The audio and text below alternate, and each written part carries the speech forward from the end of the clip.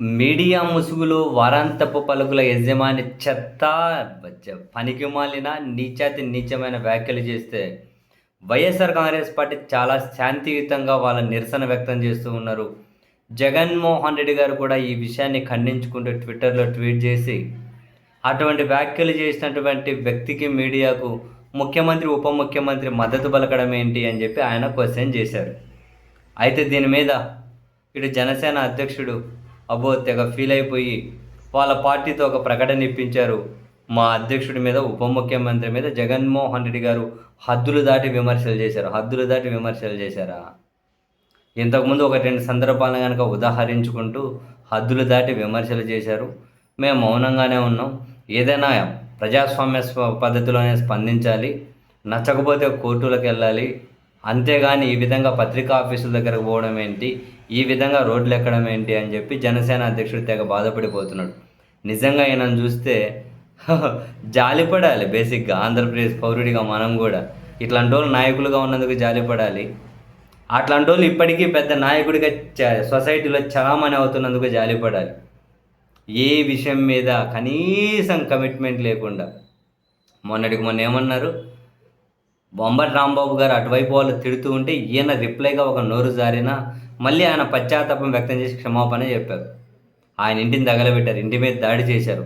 దాడి చేసిన వాళ్ళని గాలికి వదిలేసి ఆయన జైల్లో పెట్టారు. అప్పుడు ఇదే ఉప ముఖ్యమంత్రి ఈయన స్పందన ఏంది?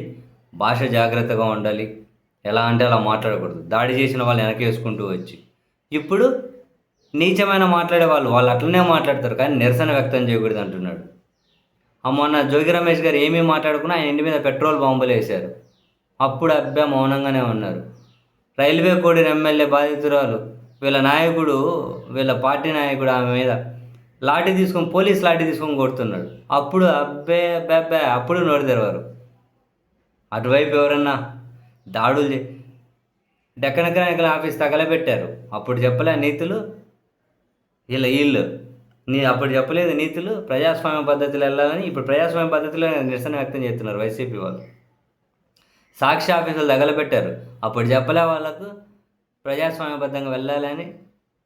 ఇప్పుడు ప్రజాస్వామ్యబద్ధంగా వెళ్తున్న వాళ్ళకు ప్రజాస్వామ్యబద్ధంగా వెళ్ళండి అని చెప్పి నీతులు చేస్తున్నాడు.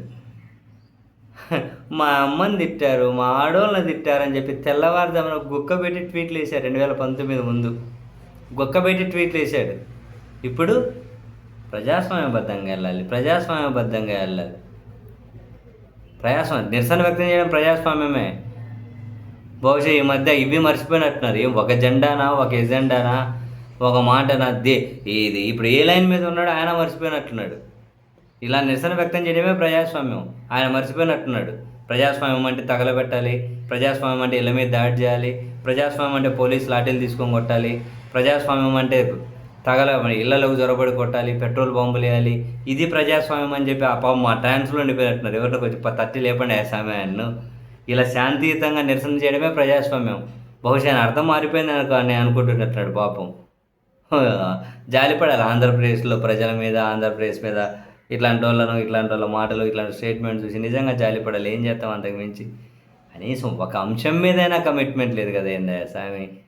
నాయకులట, డిప్యూటీ చీఫ్ మినిస్టర్. వావ్.